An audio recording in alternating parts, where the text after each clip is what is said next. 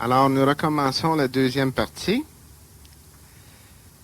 Daniel, la souffrance est-elle la confrontation entre nos désirs et l'énergie intelligente, pardon. Si la souffrance est une confrontation entre nos désirs et l'énergie intelligente. Alors, c'est une bonne question. Oui, et puis non. Hein, ça répond, hein? Bien, ça te protège, en tout cas. Ah, ben oui.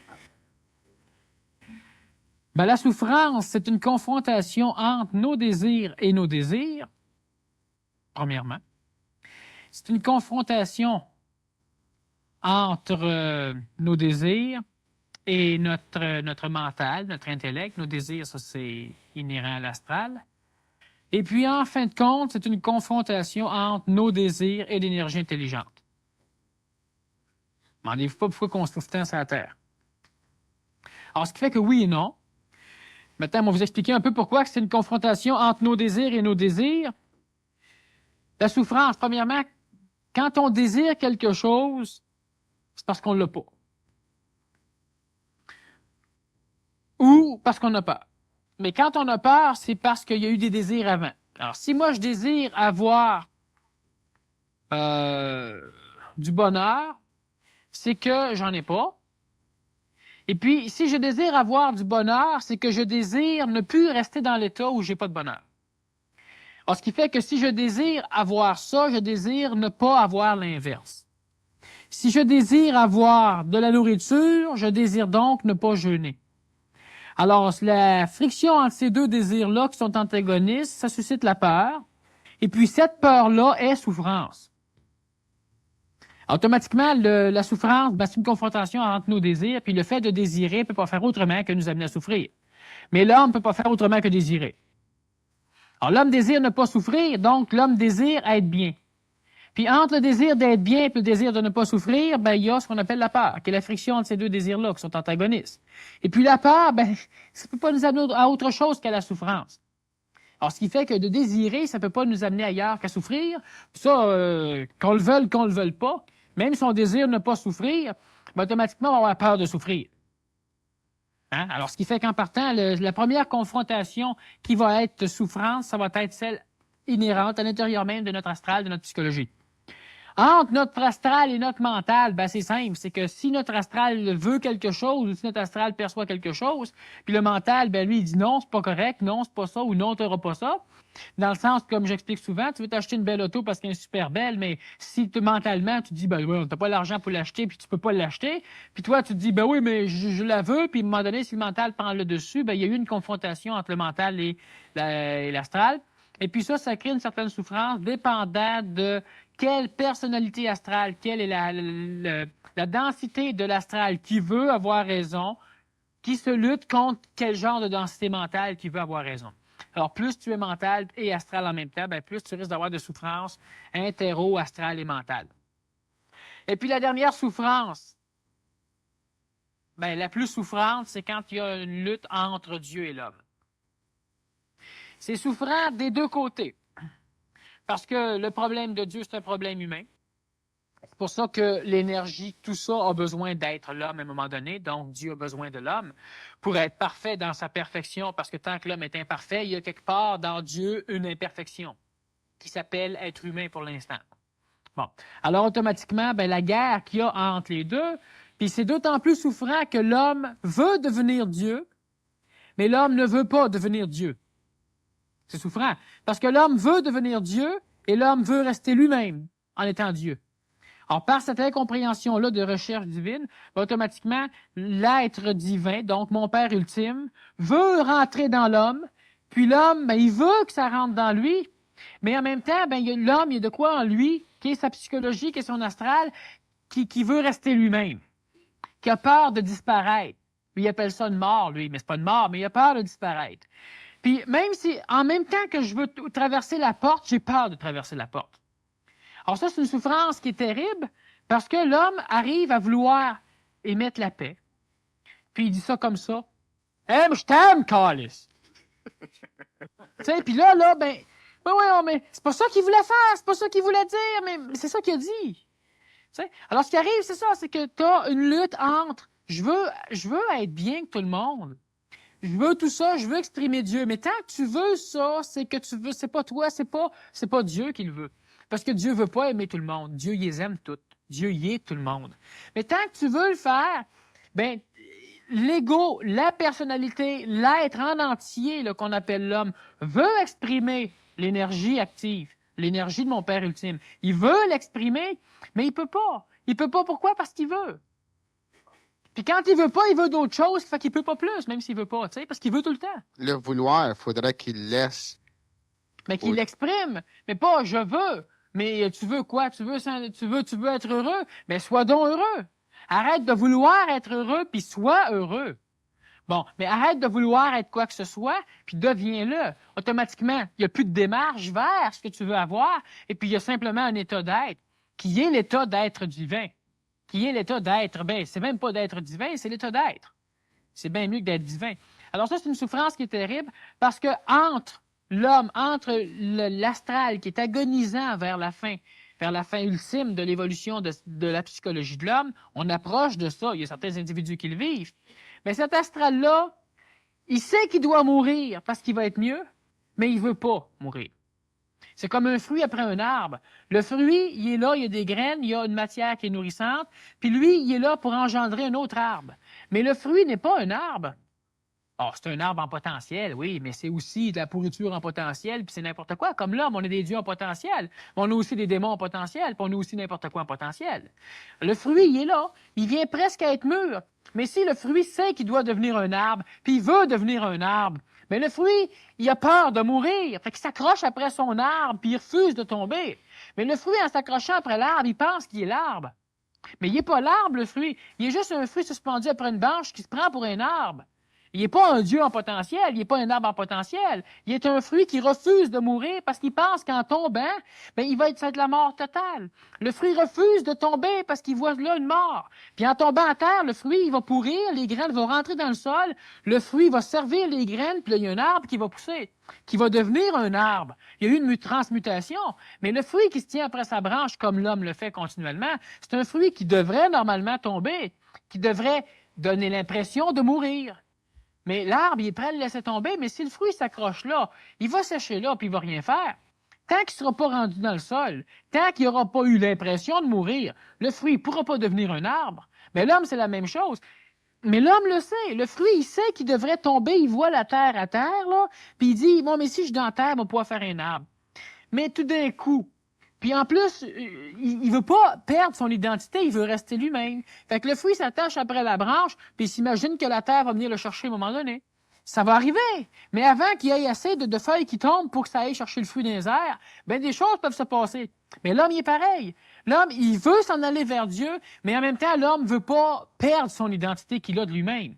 Alors, ça fait une souffrance qui est quand même assez terrible, ça. Ça, c'est la dernière souffrance. Mais celle-là, il faut la prendre bien, bien paisiblement en se disant justement qu'à un moment donné, on va y arriver. Puis ce qu'on ne comprend pas, on va le comprendre comme je disais tout à l'heure. C'est très important. La souffrance, c'est ça. Toi qui as atteint ce point, Daniel, est-ce que ça s'est fait instantanément, traverser la porte, ou bien si ça a été une période qui était longue? Ah, ça a été pas long, mais ça a été difficile. Mais j'ai passé par les mêmes portes que tout le monde, par les mêmes chemins que tout le monde. J'ai souffert énormément. J'ai ri de ma souffrance, comme certains vont rire de la leur prochainement. Et puis à un moment donné, ben, je souffre plus. Je ris à la place, parce que tous les fois que je vois comment je pourrais souffrir, je vois tout le mécanisme, puis c'est niaiseux. Tu sais, fait qu'on peut pas foutrement rire. Mais on braille quand on le voit pas, puis ça, c'est normal. Je suis passé par là aussi, puis c'est comme ça. C'est pour ça que je peux comprendre quelqu'un qui souffre. C'est correct, j'ai passé par là. Puis le gars qui souffre, il est pas tarlat. Il est un homme, comme j'en suis un. Puis il souffre, puis c'est normal qu'il souffre, parce qu'il y a des choses qu'il comprend pas. Fait qu'il fait qu'à un moment donné, il va les comprendre.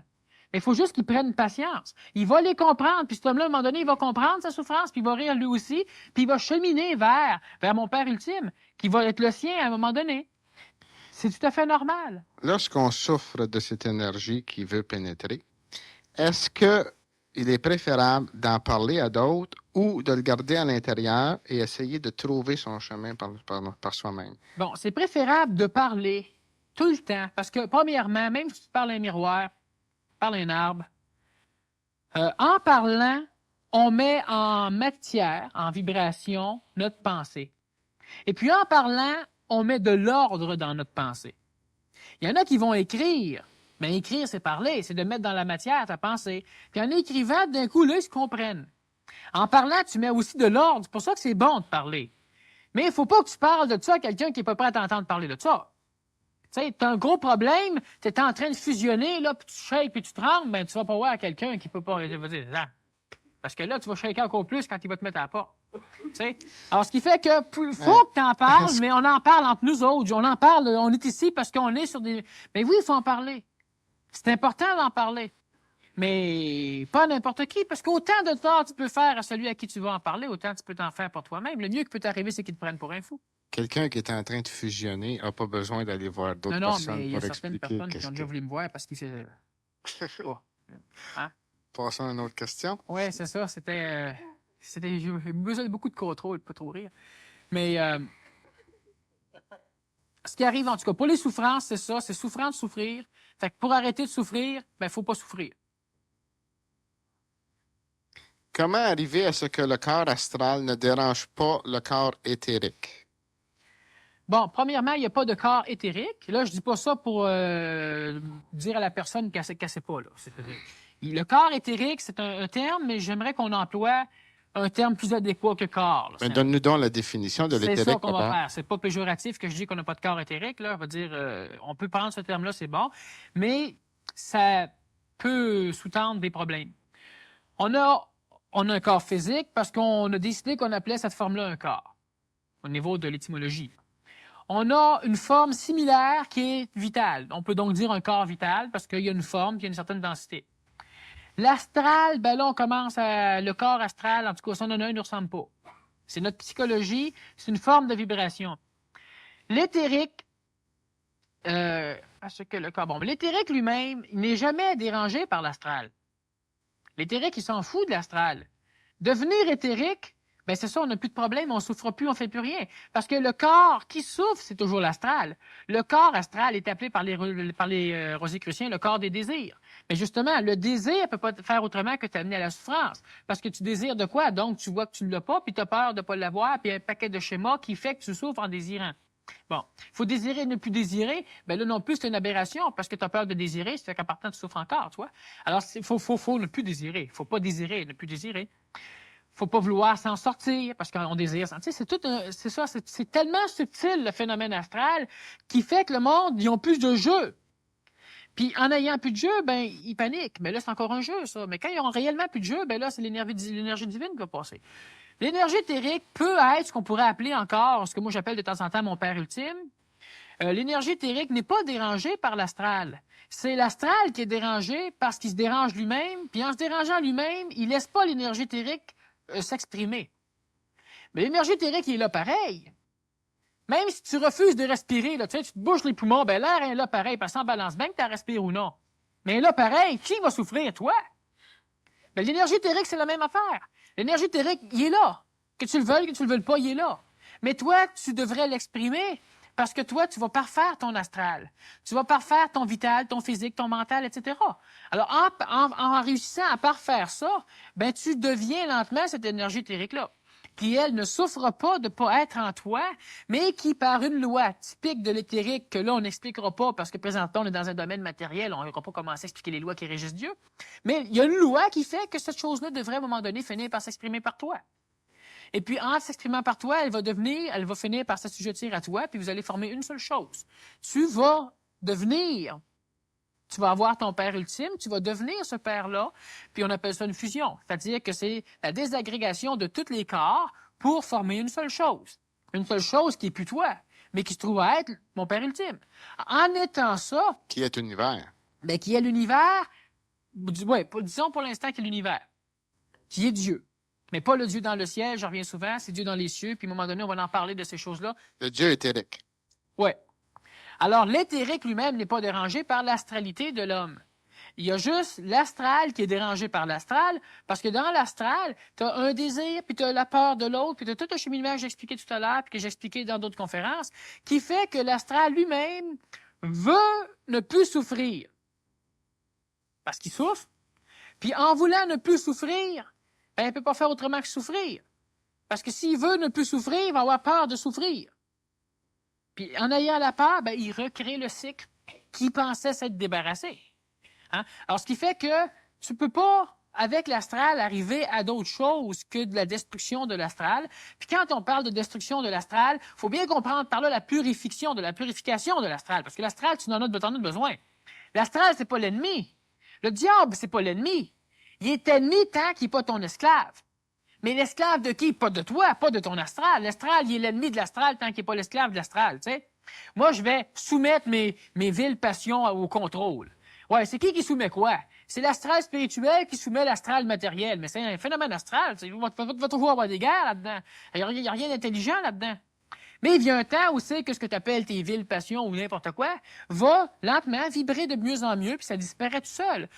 Tout d'un coup, tu vas faire une recherche en toi, puis tu trouves pas.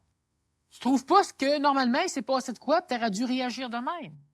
Hein? Tu viens de perdre quelqu'un de ta famille, tu viens de perdre un œil, tu viens de perdre quelque chose, puis tu cherches, ben non, puis tu pleures pas. Puis t'as beau chercher, puis il n'y a rien.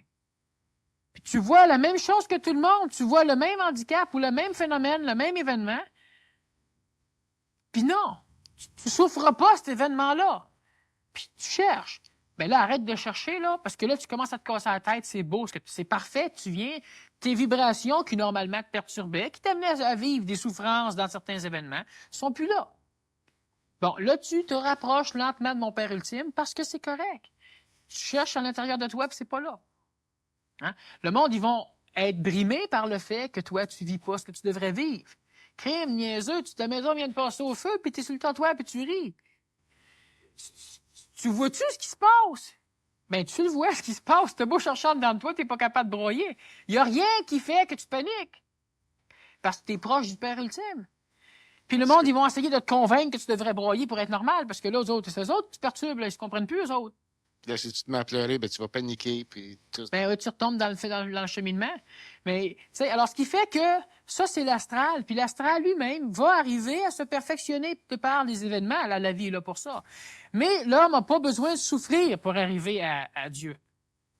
Mais l'homme souffre pour y arriver parce que dans son cheminement psychologique, c'est inhérent à lui la souffrance, mais l'homme n'a pas besoin. Ce que tu dis, Daniel, c'est théorique, mais c'est jamais pratique. Mais non, c'est très pratique pour celui qui le vit. Qui n'a pas souffert pour atteindre ça? Mais qui souffre présentement pour atteindre ce que moi j'atteins, puis que moi j'ai pas souffert pour atteindre? Les mots du paquet. Moi, j'ai souffert à un moment donné pour arriver à plus souffrir. Mais il y a du monde qui arrive au même point que moi, puis qui souffre. Puis il y a du monde qui me dépasse présentement, puis qui souffre. Parce que l'évolution, là, c'est pas à cause que tu montes une marche que toutes les parties de ton corps ont monté à la marche. Hein? Tu arrives à comprendre des choses, puis tu as l'air d'un Dieu, mais il y a d'autres choses que tu comprends pas pantoute. Qu'un autre comprend bien, puis que lui comprend pas ce que toi tu comprends. Là, il est temps qu'on se rencontre puis qu'on jase tous les deux, par exemple. T'sais? Mais c'est pas parce que tu comprends quelque chose que sur tous les plans, tu as tout équilibré tes vibrations. Mais moi, présentement, je souffre pas, puis je comprends des choses, puis j'avance. Il y a d'autres personnes qui sont même en avance sur moi, puis qui sont pas capables de l'exprimer parce qu'ils souffrent encore, parce que sur d'autres plans, ils sont en retard. Mais l'homme n'a pas besoin de souffrir, même si l'homme a continuellement souffert. C'est évident que dans l'incompréhension d'une chose, il ne peut pas y avoir autre chose que l'enfer, donc la souffrance, le malheur et tout le patatras. Mais quand l'homme commence à comprendre, puis l'homme est de plus en plus apte à comprendre, il y a des enfants qui comprennent, des personnes âgées qui comprennent, tout le monde comprend de plus en plus, puis de mieux en mieux. Alors, la souffrance va diminuer. Mais ça arrive de plus en plus. C'était rare avant qu'une personne vienne pour faire une réaction émotive normale à un événement. Puis je parle de quelque chose qui, normalement, serait négatif pour lui. Je parle, mettons, vient pour pleurer. Et puis, elle se rend compte qu'il n'y a rien. Tu viens de perdre ton père, puis tu l'aimais autant que tout le monde. Mais tu pleures pas. Puis t'as beau chercher, lui. Puis t'es pas bloqué, tu sais. Un psychologue, il dirait, viens me voir, on m'a débloqué, tu vas broyer. Mais non, il y a rien en toi qui fait que t'es clair, t'es pur, t'es purifié. L'événement vient pas laisser de traces, il vient pas te marquer à l'intérieur de toi. Ben, venant pas te marquer à l'intérieur de toi, ben, tu l'aimais autant. Il y a les mêmes vibrations, tu l'aimais bien plus que les autres. Parce que ça te dérange pas qu'il soit mort. Tu peux l'aimer sans paniquer, même s'il est mort. Ben, si tu l'aimes en paniquant, c'est parce que c'était pour toi, c'était pas. Tu sais, c'est ça. Tu l'aimes bien plus que les autres parce que ça te dérange pas qu'il soit mort. Aimer quelqu'un pour lui, ça veut dire que tu lui permets de faire n'importe quoi. Puis mon père ultime, il aime les hommes. Comme pour l'homme. C'est pour ça que l'homme peut faire n'importe quelle connerie puis il va pas s'en mêler. Quand tu dis à ton enfant, fais pas ça là, à cause que ben lui, il faut qu'il fasse l'expérience. Hein? Il t'aime pas si tu lui interdis tout. Bon, ben, il fait ses expériences. Puis toi, ben, tu fais juste checker pour pas qu'il se blesse quand il fait ses expériences. Si tu es un parent intelligent comme il faut, tu vas le laisser faire ses expériences. Il faut qu'il apprenne. Mais tu fais attention. Ben, Dieu fait la même affaire. Il est pas là pour dire à l'homme, fais ci, fais ça. Ben, regarde-toi comment on aurait l'air fin. Là, on serait manipulé bien plus que par l'astral, puis bien pire. Parce que, crime, on comprendra rien, ben, on n'aura même pas le droit de comprendre. L'astral te permet de comprendre, sauf qu'il te donne l'impression que tu n'arriveras pas à comprendre. Mais tu as tous les mécanismes pour apprendre, parce que l'astral a besoin d'apprendre pour se sécuriser. Puis en ayant le besoin d'apprendre, ben, il permet la vibration de l'apprentissage. Puis toi, ben, tu es dans l'astral, donc tu apprends toi aussi. Puis en apprenant, tu ne peux pas faire autrement à un moment donné que avoir l'astral. Puis le soumettre, c'est-à-dire l'esclave, le rendre esclave. Alors automatiquement, il est parfait. Puis quand l'astral est esclave, ben là, il y a une porte qui s'ouvre. Là, il y a une vibration qu'on appelle l'éthérique, qu'on appelle Dieu, qu'on appelle n'importe quoi, qui descend puis qui vient s'exprimer. Et puis là, on est clair. Mais l'astral n'arrive pas à perturber le corps éthérique. Il peut pas le perturber parce que l'éthérique, c'est pas du domaine de l'astral. Il manquerait bien que ça. Que vient faire le double dans tout ça? Et qu'arrive-t-il lorsque le double devient lumineux?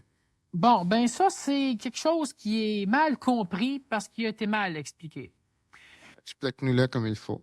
Ouais, ça, je suis en train de me demander s'il m'a pas l'expliqué aussi mal, moi aussi. Histoire que le monde, à un moment donné, réfléchisse un petit peu sur les significations de certaines choses. Le double éthérique, c'est qu'il y a eu un mélange, puis on a employé les termes. Ben, c'est un sujet qui est épineux. Parce que présentement, on l'enseigne avec différents termes, puis ces termes-là, on enseigne la même chose, mais les termes se heurtent un contre l'autre, puis ça fait qu'il y a de l'incompréhension qui est suscitée par ça. Mais il n'y a pas de double éthérique. Il ne peut pas y avoir de double éthérique. Mais le terme double éthérique vient de l'époque où, dans l'ésotérisme, le corps vital était appelé corps éthérique. Il est de même nature, mais il n'est pas tout à fait la même chose. Comme le mental est de la même nature que l'astral, mais c'est différent. Puis si on ne peut pas voir la différence, on mélange tout. Hein? Alors, le corps éthérique, la matière et l'énergie éthérique, c'est une vibration qui a comme reflet dans la troisième dimensionnalité le corps vital. Alors, on appelait le corps vital le corps éthérique. Mais le corps éthérique a la possibilité de pouvoir se dédoubler avec une enveloppe astrale, puis une corde d'argent, etc. C'est pas tout à fait un voyage astral, c'est un voyage éthérique, un dédoublement éthérique qui peut être très, très dangereux et mortel pour le corps physique qui vit cette expérience-là, parce que c'est la vie qui quitte le corps. Bon. Alors, ce qui arrive, c'est que dans le domaine éthérique, le terme que maintenant on emploie pour le terme éthérique, c'est le terme qui aurait dû être employé à l'origine, mais qui l'a pas été, parce qu'il y avait un mélange de compréhension. On parle de l'éthérique. On parle encore du double éthérique pour donner une conception formelle, une conception avec des formes au public, mais le double éthérique n'existe pas. C'est comme si tu dirais que dans Dieu, j'ai mon double. Ben, c'est plaisant de dire ça, c'est bien, mais c'est pas tout à fait réel. Autant qu'il n'y a pas de corps mental, autant qu'il n'y a pas de corps supramental, autant qu'il n'y a pas de corps bouddhique, de corps divin, etc., il n'y a pas de corps éthérique, c'est l'énergie qui nous C'est l'énergie, c'est ça. C'est une énergie qui est de différentes densités. C'est ça. Mais ça crée un corps qui devient, on pourrait dire, un double éthérique de l'agglomération de l'entité, donc de l'être humain, et non pas de sa psychologie. OK? Alors, ce qui arrive, c'est que par vibration, l'entité humaine finit par entrer en contact vibratoire avec mon Père ultime. Vous direz votre Père quand vous voudrez. Moi, je dis pas notre Père parce que c'est trop con. Parce que c'est pas vrai. C'est vrai puis ça ne l'est pas. Emploie les termes que tu veux. On va les accepter. Alors, ce qui arrive, c'est que quand tu finis par faire un canal avec l'entité ultime, avec mon Père ultime, ce qui va arriver, c'est que ce canal-là va prendre lentement par vibration éthérique, parce que c'est avec l'entité éthérique que tu prends contact, il va reproduire lentement l'être au complet dans la matière éthérique, OK? Mais c'est pas... On peut appeler ça encore un double éthérique, mais il n'est pas un double dans le sens physique de l'éther ou de la matière. L'astral peut prendre approximativement la même forme que toi, vu que c'est mémoriel. Mais l'éthérique va prendre une forme, c'est un double éthérique, mais c'est pas tout à fait, c'est pas un double dans le sens qu'on l'emploie. C'est un double de l'être au complet, qui est mental, qui est astral, qui est vital, qui est physique. Dans notre corps vital, on a 7 centres d'énergie. les chakras. On en a en réalité 63, 56 mineurs, puis on en a, approximativement, on a 7 majeurs, et puis il y a d'autres corps que l'homme ne connaît pas tout à fait, là, mais il y en a 7 majeurs. Ces 7-là sont l'ombre sur la représentation des autres plans. Hein? Alors, ce qui arrive, c'est que tu as ton double éthérique qui, lui, va être l'approximation, la représentation de l'être au complet. Pas de sa forme physique, pas de sa forme psychologique, pas de sa forme mentale, pas de sa forme vitale. Mais de l'énergie de tout ça englobé ensemble. C'est ça. Pourquoi? Parce que quand le double, disons double éthérique, mais là, tu ne fais pas un voyage avec ton corps éthérique. C'est un voyage avec ton corps astral. Tu ne peux pas te dédoubler éthériquement. Tu peux pas. Le double se crée, mais le double n'appartient pas à l'entité qui le représente, qui l'imite. Quand le double va pouvoir pénétrer dans l'entité qui l'imite, ça va être la fusion. Il n'y aura pas de dédoublement.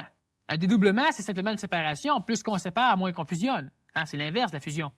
Alors, ça crée une forme qui représente l'être, et puis il vient un temps où toi, tu vas pouvoir vivre à l'intérieur de ce que tu appelles toi, de ton corps et tout ça, et tu vas être capable de pouvoir travailler aussi en même temps. Quand ton double va être assez similaire à ton double matériel, tu vas être capable d'avoir des contacts, non plus seulement avec le domaine matériel par notre corps physique, mais avec le domaine éthérique, donc avec ton Père ultime.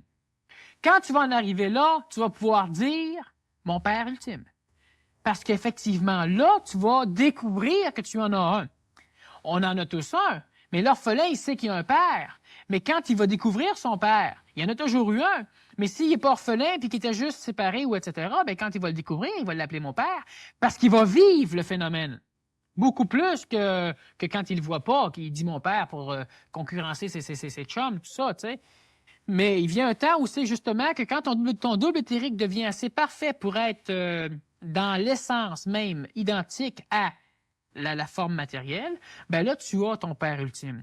Puis là, tu es en contact avec Dieu. Dieu dans les cieux. Tu es en contact. Quand l'homme a développé sa forme astrale très, très profondément avec sa forme mentale, l'homme était en contact avec Dieu dans le ciel. C'était bon.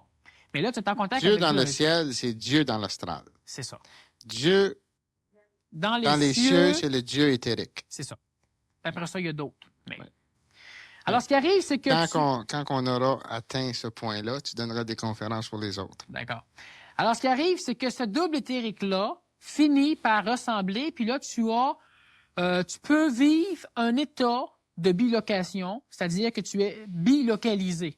Tu es localisé, tu ne te perçois plus comme étant dans une entité physique, mais tu es aussi dans les cieux. Tu te vois là, et puis là, ton travail se fait là, ton travail d'apprentissage qui est bien différent. Tu es tout proche de la fusion. Puis toute l'humanité va en arriver là. Ils n'ont pas le choix. Alors, ce qui fait que c'est ça qui est le double éthérique, là, dans le sens que on pourrait prendre ces mots-là. Quand tu dis on va tous en arriver là, est-ce que c'est à la fin de la 7e race, Daniel, ou à la fin de la 6e? Bon, à ta question, bien précisément, mais il ne faudrait pas qu'on l'interprète autrement. Tous, on va en arriver là à la fin de la 5e et au début de la 6e race. Là, je parle pas de l'humanité, là. On va changer de conversation. Comment arriver à ne plus être polarisé? La démarche à suivre. Bon, il y en a qui se reconnaissent, on les entend parler. Comment arriver à ne plus être polarisé? Bon, la démarche à suivre. Alors, premièrement, le fait de vouloir ne plus être polarisé exprime par là qu'on est polarisé. Et exprimant le fait qu'on est polarisé, on exprime donc le fait qu'il y a possibilité de ne pas être polarisé. Ça, c'est la définition de la polarité. Alors, la démarche est complexe. Le mot même démarche, comme j'expliquais tout à l'heure, là, c'est pour définir les termes. La question est bonne, c'est bien. Mais il faut, à un moment donné, qu'on arrive à exprimer clairement la question ou clairement notre pensée, parce qu'en exprimant clairement, mais clairement la pensée, on a clairement la réponse. Ça me facilite la tâche, hein? Quand on a une question qui est claire, j'ai la réponse dedans. Enfin, c'est facile. On prétend qu'une personne qui a la perfection dans la parole est dans Dieu. Oui, oui. On le prétend. Mais c'est aussi vrai pour ceux qui le vivent. Alors, comment ne plus être polarisé? Ben, premièrement, il n'y a pas de moyen pour arriver à ne pas être polarisé. Il y a des clés qui se donnent. Il y a des clés qui se donnent dans le temps. Il y a des clés qui se donnent parce que la population ou les personnes ou les auditeurs sont prêts à recevoir la clé. Parce qu'une clé, quand elle est trop pesante, elle fait mal. L'imagination, c'est une clé, mais c'est un couteau à deux tranchants. Alors, la personne qui ne sait pas l'employer comme il faut peut se couper avec. Hein? L'astral aussi, c'est une clé, c'est l'imagination. Avec l'astral, on peut arriver à se dépolariser. Mais avec ces choses-là. La connaissance, c'est pas le fait de vivre dans un monde d'expérience puis d'acquérir. C'est pas ça la connaissance que je veux parler. La connaissance, c'est qu'il vient un temps où tu es capable de ne plus voir de séparation entre ta perception, donc de ne plus rien percevoir, mais d'être l'extérieur, et que tu réussis à connaître l'extérieur. Mais là, on pourrait dire à connaître avec l'extérieur. Tu as tout un phénomène astral et tu as des émotions qui surgissent en toi. Ces émotions-là surgissent parce qu'il y a une polarité en toi. Donc, elle n'était pas, elle est. Elle ne sera pas, elle sera, bon, il y a une polarité. Et quand tu réussis à connaître avec cette polarité-là, la polarité disparaît. Quand je parle de connaître, je parle de la connaissance. Et quand je parle de la connaissance, je veux dire par là naître avec. Naissance, co qui veut dire avec en français. Alors, si tu as la connaissance, c'est que tu es capable de connaître. Qui veut dire quoi? Connaître, ça veut dire que quand une chose naît, tu nais avec. Alors, si tu as une émotion et que tu viens, toi, tu nais en même temps que l'émotion, c'est quoi naître? C'est de prendre conscience de l'émotion en même temps qu'elle surgit. C'est ça, naître. Renaître continuellement. Alors, mon émotion vient au monde. J'ai peur. Moi, je prends conscience en même temps qu'elle, elle apparaît. Je connais. C'est-à-dire que nous connaissons. Nous naissons ensemble. Et connaissant, ben, je vois l'émotion. Mais si je ne connais pas avec l'émotion, je ne nais pas en même temps que l'émotion. L'émotion surgit, j'ai peur, je grimpe après les rideaux, je défonce les portes, je me sauve, et après ça, je me rends compte que j'ai eu peur. Mais oui, mais là, en attendant, je suis tout égratigné, puis j'ai eu peur. T'sais? Alors là, je ne peux pas réussir à éliminer la polarité qui est interne à ma psychologie parce que je ne connais pas avec. Quand je parle d'observation, si je réussis à m'observer, j'atteins la connaissance.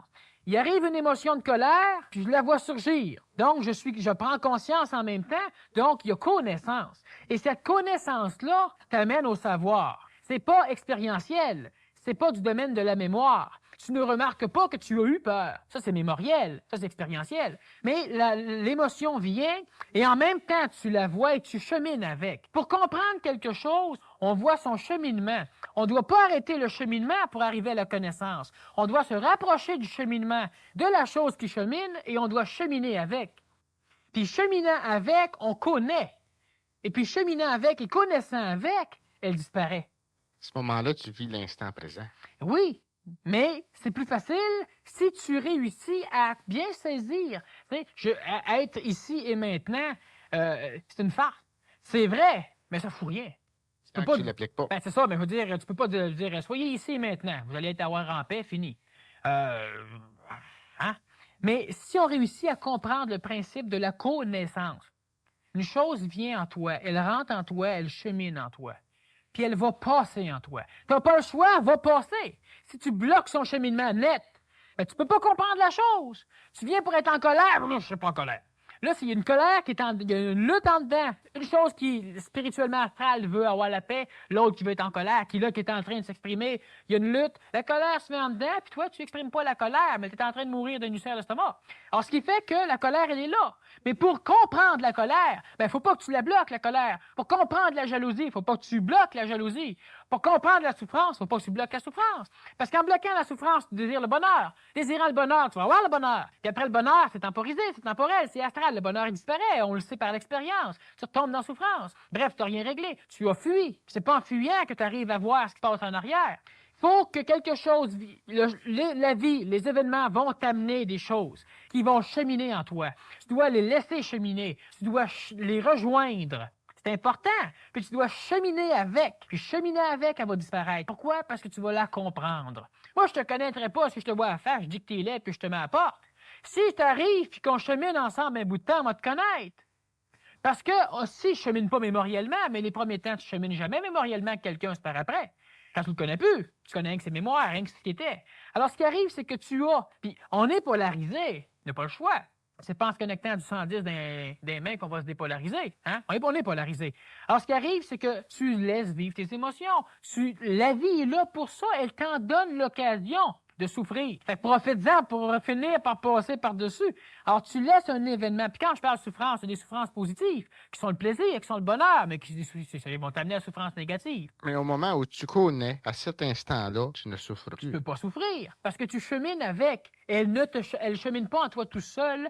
Elle ne force pas tout ton être à cheminer avec elle d'une façon à l'envers. Si toi, t'embarques dans un char avec moi, on chemine ensemble. Mais si tu t'attaches après le pare-choc ou je t'attache avec, tu vas voir que le cheminement va être souffrant en tabarouette. Mais c'est la même affaire. Alors, ce qui fait que la souffrance vient, la peur vient, mais le maudit problème, c'est que tout ça, on le voit. Ça, quand tu vas souffrir, là, après 1 ou 2 journées après la conférence, tu vas essayer de cheminer avec. Mais quand tu vas être heureux, tu n'essayeras pas de cheminer avec, hein? Mais là, tu te fais avoir par la salle. Là, tu vas oublier qu'il faut cheminer, puis quand tu vas souffrir 2 semaines après, tu vas encore te faire avoir. Parce que ce sont des souffrances positives. Le plaisir, c'est une souffrance positive. Si elle ne laisse pas de traces en toi, donne-lui la permission de pouvoir s'exprimer. Mais là, c'est toi qui la contrôle et l'esclave. Fait que tu vas pouvoir rire, tu vas pouvoir avoir du plaisir. Mais si le plaisir est cassé net, tu vas avoir encore du plaisir. Parce que tu veux pas qu'il y ait une continuité temporelle, ça laisse pas de traces en toi. C'est pas elle qui te domine, t'es pas son esclave. Alors, ce qui arrive, c'est que la souffrance positive, qui est le plaisir, le bonheur, les joies et tout ça, c'est la même chose que la souffrance négative, mais il y en a une que toi, tu t'attaches plus qu'à l'autre, mais les deux sont co-engendrent continuellement. Alors, toi, tu dois la laisser venir. Tu dois remercier le ciel de t'envoyer des choses de même. Tu sais, c'est ce qu'on a dit, mais crime, ça, à un moment donné, il faut que tu comprennes pourquoi.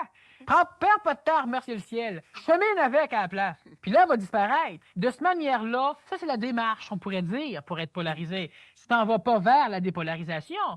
Tu vas simplement connaître avec. Il y a une émotion qui vient, prends-en conscience en même temps, puis tu vas voir que l'émotion va disparaître, il va rester que toi, puis juste toi. Puis il y a une autre émotion qui vient, tu la ramasses, tu montes avec, elle va disparaître, il va encore rester que toi. Puis à la longue, ce toi-là va bâtir justement ce qu'on peut appeler alors le double éthérique. C'est-à-dire que lentement, tu finis par découvrir que tu as un père. Mais un père ultime. Alors, ce qui fait que tu rentres en contact avec, et puis lentement, tu vas faire la volonté de ce père-là. Pas parce que tu vas être manipulé, parce que toi-même, tu vas dire, ouais, mais c'était brillant, tabarnouche. Fait que lui, te répond, ouais, ben, fais-le donc. Que tu t'en vas le faire. Tu sais, t'as pas le choix de le faire ou non. C'est comme si tu es acculé sur le bord d'un mur, puis tu vois un enfant de, disons, 3 ans se noyer dans 4 pieds d'eau. Toi, tu mesures 5 et 6. Fait qu'il n'y a aucun danger que tu ailles le sortir de l'eau, hein? À moins que tu marches à la tête. Il n'y a aucun danger. Il y a 4 pieds d'eau, tu mesures 5 pieds. L'enfant, il mesure 3 pieds, tu es en train de se noyer là-dedans. Fait que disons que ton père ultime va dire, vas-y, sauve-le. C'est intelligent. Mais il te manipule pas, il te force pas à y aller.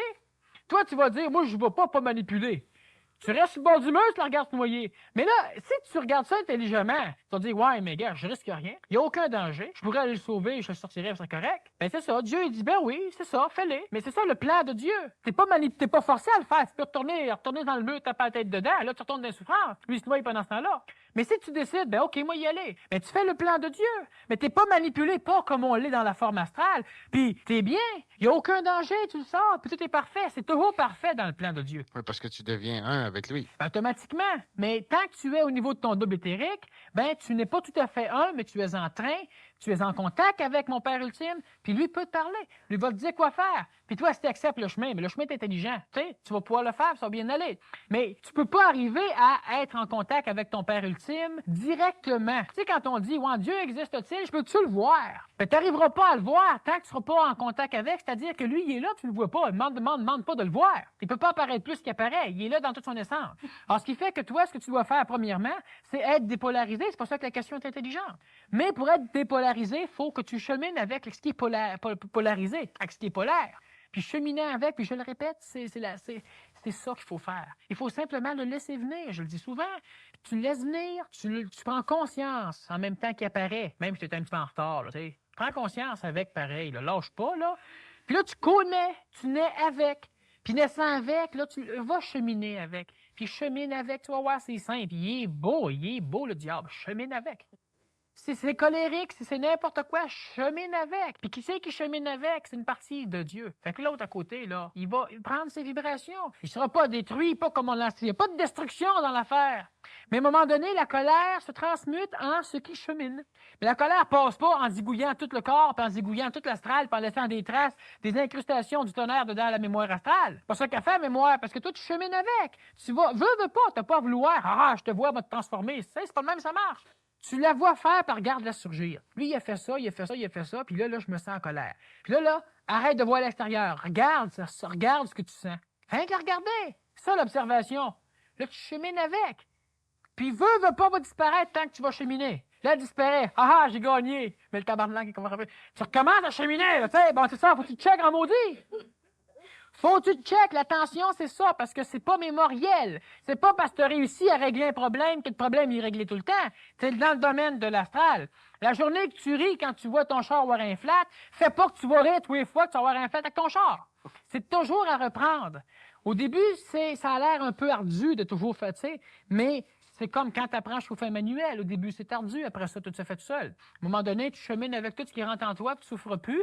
Il n'y a plus aucun problème parce que c'est la paix. Parce que tu as pris l'habitude. Puis là, lentement, tu te déconnectes avec tes mémoires astrales. Tu réussis à entrer en contact avec l'intelligence active, avec l'énergie éthérique.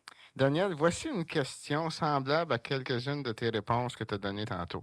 Comment être pour devenir être? Expliquez. Ouais, j'explique la question. Comment être pour devenir être? C'est bon.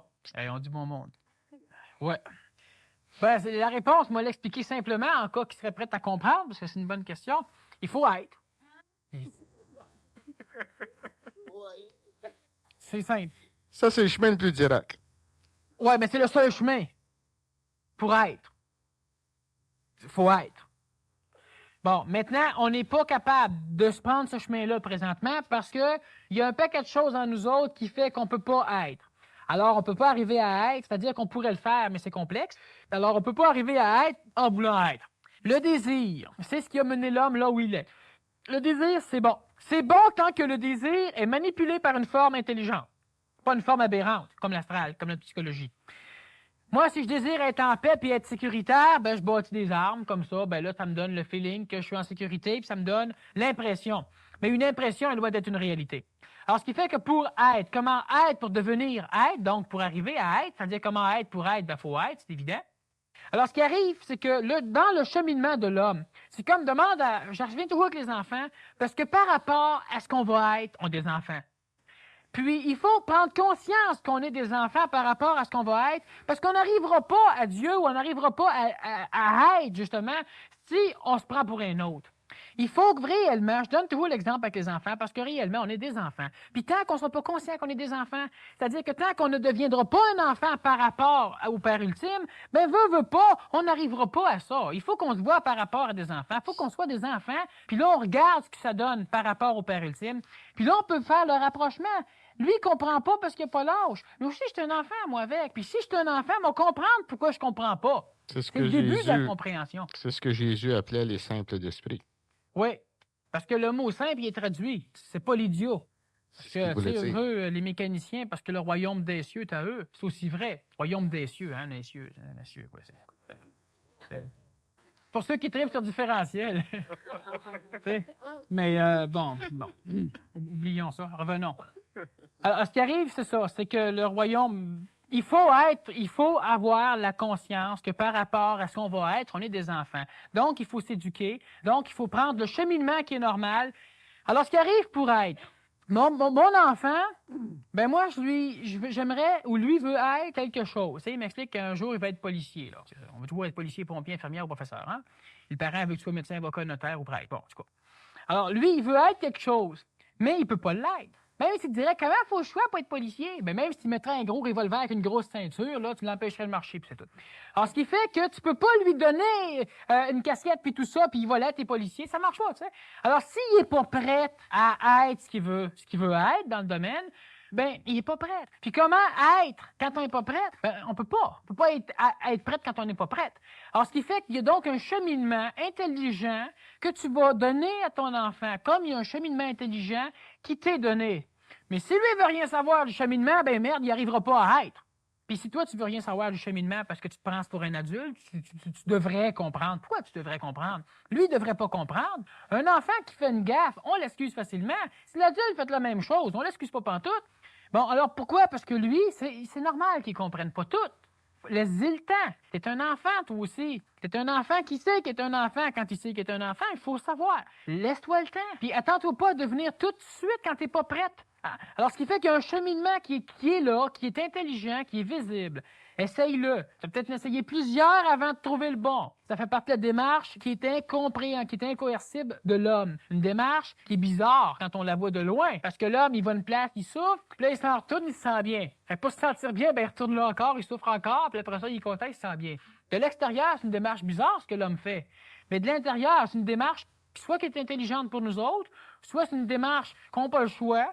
T'sais? Alors, on met ça sur des fautes ou sur des choses, mais il faut la comprendre. Alors, il faut donc connaître la démarche.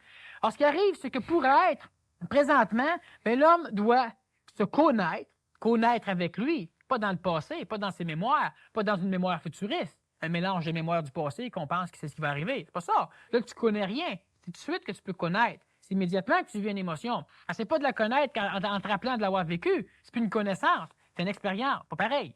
Alors, ce qui fait que pour arriver à être dans le moment présent tout de suite, il y a des hommes, il y a des femmes, il y a des enfants qui ont la possibilité de pouvoir le faire de temps en temps, mais quand tu es, tu le mémorises pas. Le mémorisant pas, tu ne sais pas que tu as été. Puis le sachant pas que tu as été, tu crois pas que tu es. L'astral est comme ce complexe, on pourra rien, que ça fait des milliers d'années qu'on enseigne des choses, puis qu'on a l'impression de revirer sur la main. On ne revire pas en réalité, mais c'est complexe. Alors, ce qui fait qu'il y a un cheminement qui est intelligent, qui est adéquat pour les enfants que nous sommes, pour arriver à devenir l'adulte. Je parle de la crise de l'adulte. On parle de la crise d'adolescence, c'est la crise de l'enfance. La crise d'adulte, elle existe. C'est quand il y a une lutte entre le mental inférieur et le mental supérieur. Puis il y a certains individus qui se conscientisent, qui le vivent. Mais il y a des moyens de le vivre, qu'il n'y a pas de crise. Là. Alors, ce qui fait qu'il y a une démarche, la démarche, j'en ai expliqué, on va l'expliquer de plus en plus au fur et à mesure qu'on va avancer au niveau des conférences. Ça va se faire à l'échelle du Québec, à l'échelle de l'Amérique, puis lentement à l'échelle de la planète aussi. Parce qu'il y a d'autres individus qui font cette démarche-là.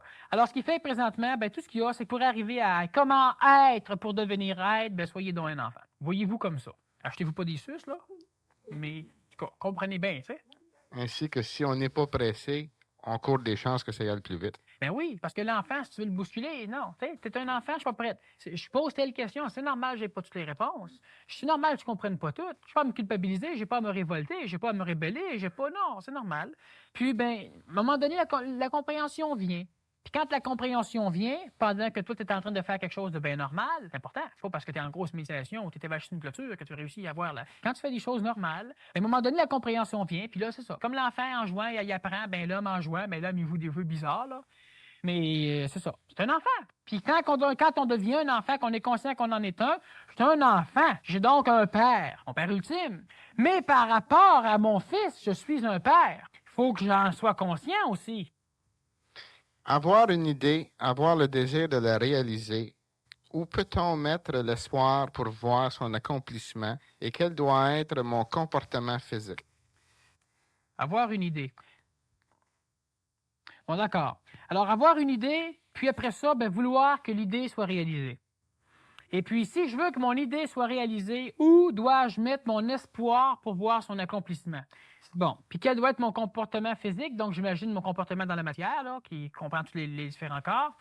Alors, ce qui arrive, c'est ça, je disais, c'est qu'on a un désir, on a ce qu'il faut pour la réaliser, tout le temps. Ça, c'est une loi qui est astrale, et puis l'astral va sous-tendre les lois vitales et matérielles. Alors, si j'ai un désir, le désir naît de l'astral, puis si j'ai un désir, l'astral me donne ce désir-là parce que j'ai ce qu'il faut pour le réaliser. Mais le réaliser, est-ce que c'est faire le plan de l'astral ou si c'est faire le plan de mon Père ultime? Et là, le problème. Alors, ce qui fait que moi, ce que je te dis, c'est que ton espoir, mets-le où? Pas où tu peux penser, là.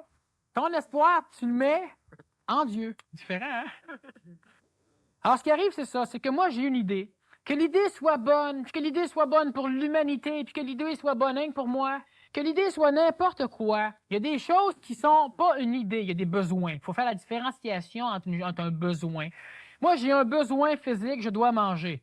Alors, je peux pas dire, ouais, j'ai l'idée de manger. Tu sais, attends pas que la nourriture te rentre dans la bouche, puis les soirs, tu sais. Il y a des besoins que j'ai. Je suis dans la matière, il y a des besoins qui sont matériels. Je suis dans une société, il y a des besoins qui sont sociétaires. Et je suis donc régi par les lois qui sous-tendent le plan dans lequel je vis. Si je vais à Rome, je vis à la romaine. Si je suis ici, je vis comme je vis ici. Alors, ce qui fait que je dois travailler. J'ai l'idée de ne plus jamais travailler, c'est correct. Mais en attendant, travaille. Tu dois te ramasser de l'argent, tu dois te nourrir, tu dois t'habiller, tu dois nourrir tes enfants, ta femme ou ton mari, ou etc. Il faut que tu te libères des contraintes matérielles au maximum pour pouvoir arriver à comprendre l'astral. Tant que l'homme il est pogné, puis l'homme il a faim, puis l'homme il pleut dessus parce que le gars est en dessous du pont Champlain, ben veut pas, il n'arrivera pas à subliminer tous ses corps. Parce qu'il y a des problèmes inhérents. Tant que tu es pris tous les jours à devoir aller à la chasse, ben la seule occupation que tu as, c'est la chasse. Il faut que de temps en temps, tu changes tes choses. Mais tu ne les changes pas. Il y a un travail à faire dans la matière qui est immédiat parce que c'est le temps qu'il soit fait.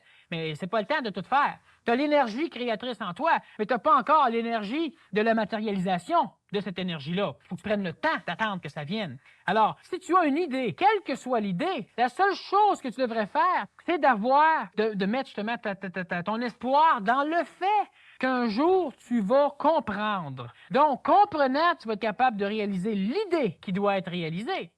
Toi, tu veux grimper après un mur. Tu te promènes dans un champ, là ça te tente de faire de l'exercice. Je te donne un exemple qui est terre à terre, là, mais voyez-le au niveau des autres plans.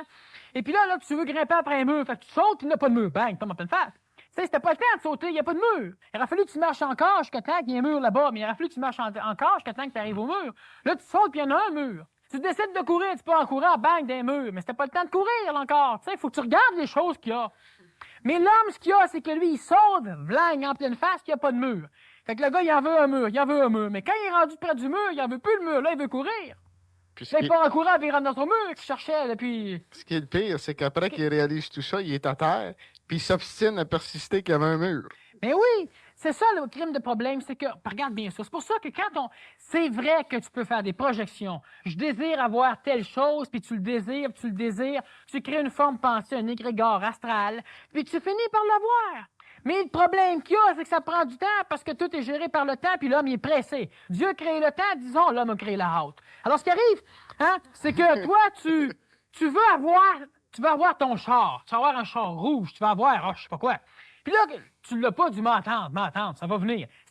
Tous les soirs, tu crées ta forme pensée, tu cristallises cet égrégore-là, tu descends sa vibration, puis un jour, l'événement de la vie fait que tu as le char rouge quand t'en veux un bleu. Parce que t'as changé, toi aussi, en même temps que l'idée se préparait.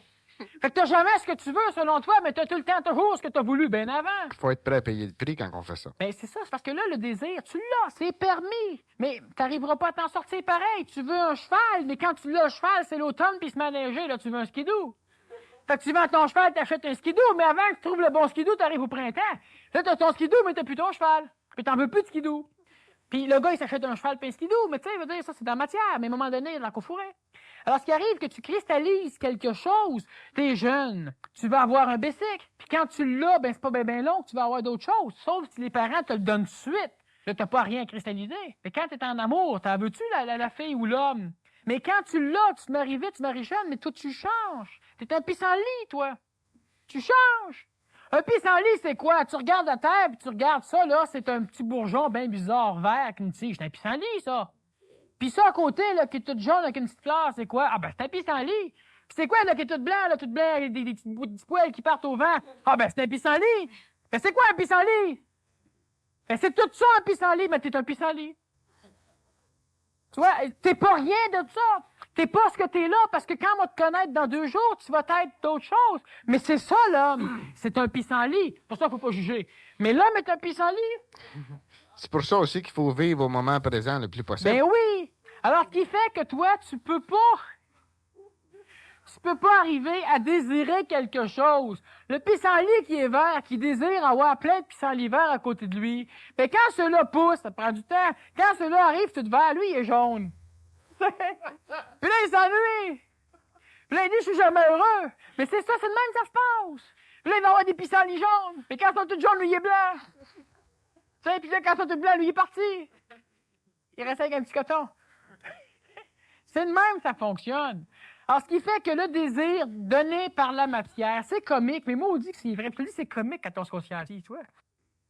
Parce que tu vois des choses comme qui sont, puis tu vois tout, puis moi, on dit que c'est plaisant. Mais faut que tu souffres, c'est ça. Faut que tu prennes le temps de comprendre, faut que tu relaxes, tu vois des films de temps en temps, puis tu t'amuses. Bon. Alors, ce qui arrive, faut que tu vives comme tout le monde, mais tu es différent des autres. Mais faut pas te prendre au sérieux. Alors, ce qui arrive, c'est ça. C'est que toi, tu as un désir, tu veux le réaliser, tu es conscient que si tu ne forces pas, tu vas moins souffrir pour l'avoir. Mais ce désir-là, c'est tout ça que tu dois avoir pour réellement arriver à ce que fondamentalement, ce que tu veux avoir, puis que tu oublies tous les jours parce que tu as d'autres schémas de désir, d'autres contraintes qui viennent te cacher ça. À ce moment-là, tu remets ça dans les mains de ton père. Ben voilà, c'est une solution. Mais il ne faut pas tout remettre des mains de notre père. T'sais, comme par exemple, tu as une épidémie, tous tes médecins disent bon, ben, Dieu va les aider. Non, c'est ça. Alors, tu as besoin Si d'argent. tu mets ça dans les mains de ton père, Daniel, d'une façon consciente. Oui, justement. Tu vas te faire dire hey, le cave, c'est ça. Va donc les aider. Je t'ai pas fait suivre des cours de médecine pour rien. Exactement. C'est ça te faire dire. Mais là, c'est pas dans Dieu dans le ciel. C'est pas dans l'émotivité. C'est pas dans une croyance aveugle à une incompréhension totale que tu vas arriver à faire de quoi. Mais c'est pas ça à quoi je faisais référence dans la question non plus. Non, mais je préfère qu'on le dise. Il y a bien des dieux. Il n'y a pas bien qui sont vrais. Le monothéisme existe encore aujourd'hui. Il y en a, c'est Boy George. D'autres, c'est... Alors, le monothéiste, le polythéiste. Alors, ce qu'il fait, c'est ça. Il faut faire simplement attention, c'est fini, attention à ce que le désir qu'on a, on n'y attache pas d'importance. Puis si ce désir-là est dans le plan que fondamentalement on veut aller chercher, bien automatiquement on va l'avoir. Puis on va l'avoir, puis on ne souffrira pas de l'avoir, parce qu'on va l'avoir quand on va être prêt de l'avoir. Tu viens toute jaune comme pissenlit, puis tout le monde est jaune autour de toi. Parce que tu as su attendre, tu n'as pas voulu te précipiter vers cette action-là. Puis si c'est pas ça, tu ne l'auras pas, mais c'est pas grave, tu vas toujours avoir ce qu'il faut, tant que tu ne fais pas trop de choix. N'ayant pas de désir à ce moment-là, bien, tu te laisses aller, puis tu vas avoir des désirs intelligents, c'est ça. Dieu va commencer à commander en toi. Alors, merci beaucoup.